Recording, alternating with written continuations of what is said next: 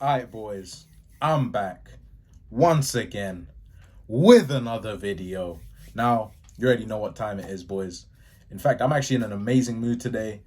It's 29 degrees in London, so it's blue moon weather. But funny enough, it's not blue moon weather because it's happening for around a week or so. Fucking miracle. But yeah, I'm in an amazing mood. Got a party soon.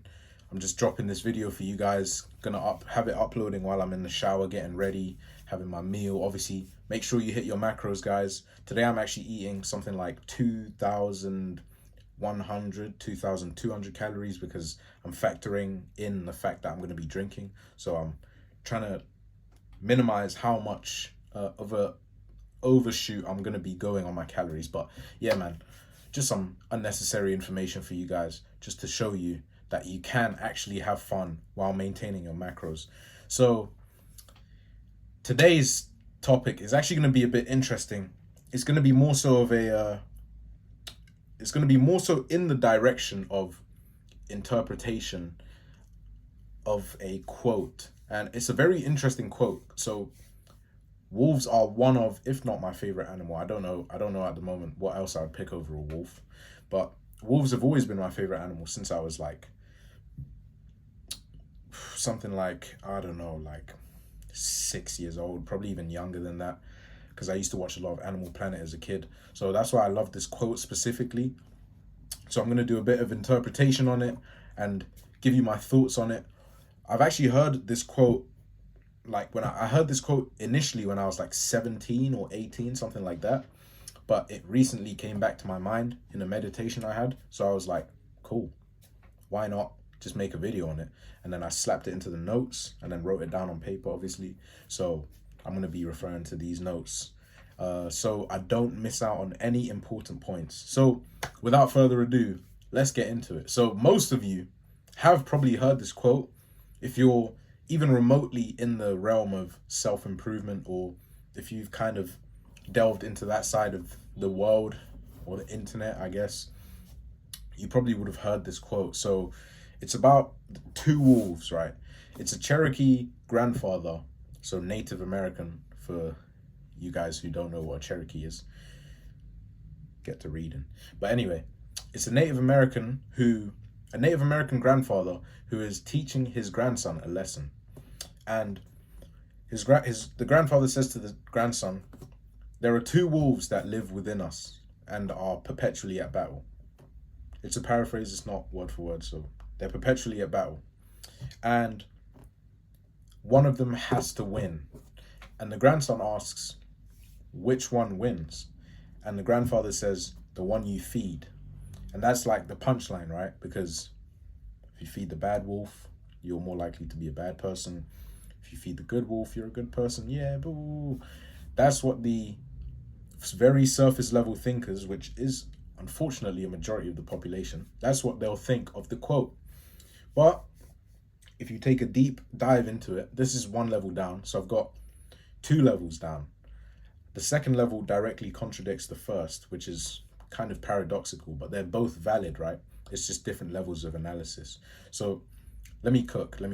So the wolves represent our psyche. So this is like this is like one layer down on the iceberg. The wolves represent our psyche. One side of our psyche is bad. Everyone has that bad side of our psyche. Don't even lie to yourself.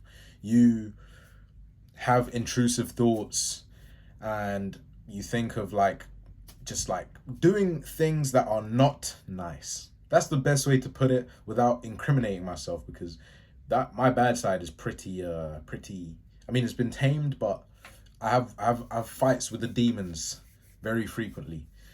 But yeah, the other side, obviously, the other side of the coin is the good side, the benevolent side. So the Cherokee says to feed the good wolf, right? However, I actually disagree with this fundamentally, and this is like the base level. Fundamentally, if you are only a good person, you're more likely to get taken advantage of. And I hate to use this person as an example because he's just amazing as a person, but he's genuinely too nice. So one of my closest friends, His brother is literally the nicest person I've ever met in my entire life. He's just too nice. He's too nice. He's like on par with my mom. I think my mom's slightly nicer than him, but obviously that's bias. So yeah, he's like super nice. So like if someone asks him to do something for them, there's like close to 0% chance that he'll say no, as long as it's like not completely taking the piss, right? Like, oh, okay, I can't think of an example off the top of my head because there's like too much context to explain. But most of the time, if you ask him to do something, he will say yes. So for example, in his workplace, they ask him to do the tiresome jobs where he ends up staying for longer and does extra hours, and he does it on his own without complaining. Obviously he's getting paid for it, right? But who wants to be staying until fucking 3-4 a.m. every day? Most people would turn that down, but he says yes just for the sake of helping people. So he had an incident where someone was taking advantage of his kindness, which actually infuriated me when I heard about it. And I just got completely super pissed off, because when people who are too nice get taken advantage of, it kind of like flips a switch in my brain. Like it's like a justice switch. Because although I'm like fighting the demons, I think fundamentally I'm a good person. I think I don't know yet, but yeah, I say that to say, when you're too nice, you're more likely to get taken advantage of, and that's why you have to feed both wolves, right? You can be nice, and don't take this incorrectly. I'm saying be a fundamentally good person. So be virtuous, be righteous, be kind to people, help people in need. If there's a granddad struggling with shopping bags and you're an able-bodied young man like myself, you go and help that guy with his shopping. Do you know what I mean? But simultaneously, you have to have a level of ruthlessness. You have to be a marauder in a way. So that doesn't mean be a dickhead to people. It means have a balance. You can be nice, but have boundaries. That's basically what I'm trying to say. So if you're too nice, you'll get walked over. However, simultaneously, nobody wants to be associated with a dickhead, right? If you're sat at a table with 3 people having a dinner, and they're your 2 closest friends, or your 3 closest friends, because I said 3 people, so there'll be 4. If you're sat at dinner with 3 people, and one of those people, for example, a waiter goes up and pours them a glass of wine from the bottle that you ordered for the table, and that person doesn't say thank you. Now that person, being a cunt, because let's be honest, that is a dick move, that person being a cunt reflects onto you. And that doesn't mean you're a cunt fundamentally, but you surround yourself with a person who displays that sort of behavior. It says something very slightly about you. So you have to, and you can, strike a balance between being a good person but also not tolerating shit behavior from people and enforcing healthy boundaries. So that is the fundamental, I say, the easy level of analysis, right? And then the second level, if you peel back the onion layer a bit more, someone else can probably go deeper than me, but this is all the thought I gave to this video, because I thought it didn't have to go any further, but someone else can do it if they want.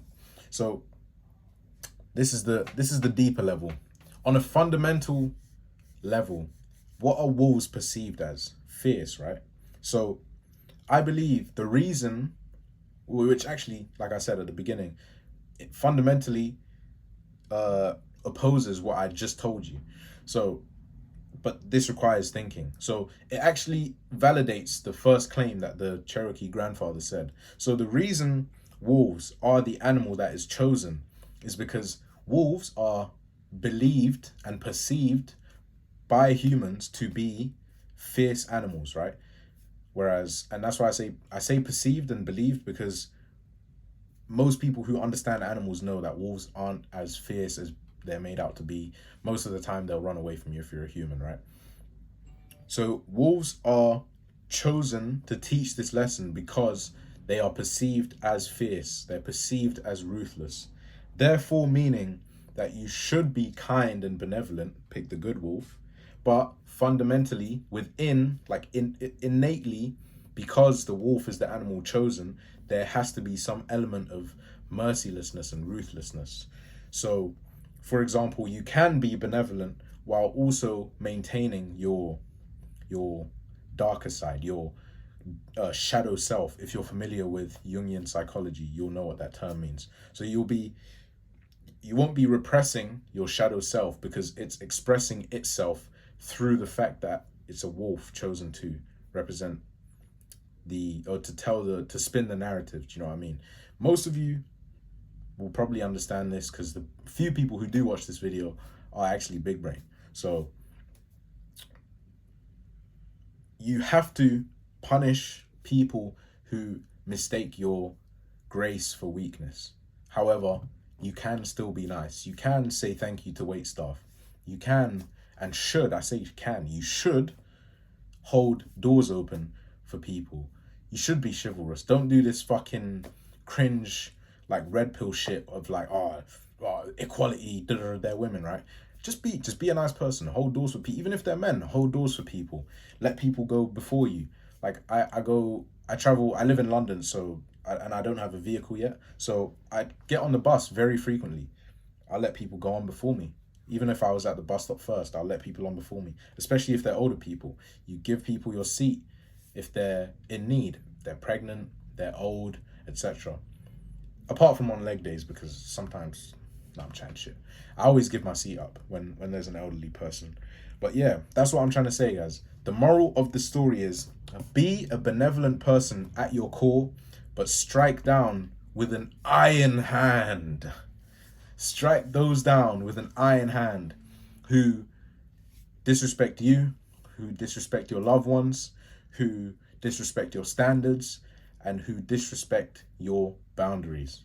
So that's what I got for you guys today, boys. Hope you guys enjoyed this. Let me know if you want to see more analysis type videos, because this is more so like etymological analysis and symbolism and that sort of stuff. Most people won't get it. I hope you guys do. I hope I was able to convey the message well as well. Let me know, give me some feedbacks on any tips that you believe I can do to make the videos better, specifically in the sense of articulation, because I quite like the feeling of the videos being raw, unedited, because it portrays like how I'm thinking. I'm literally doing this in one take. So yeah, guys, I hope you guys enjoyed today's video. I hope you guys will be back next week because I'll be dropping another banger. But yeah, boys, see you later.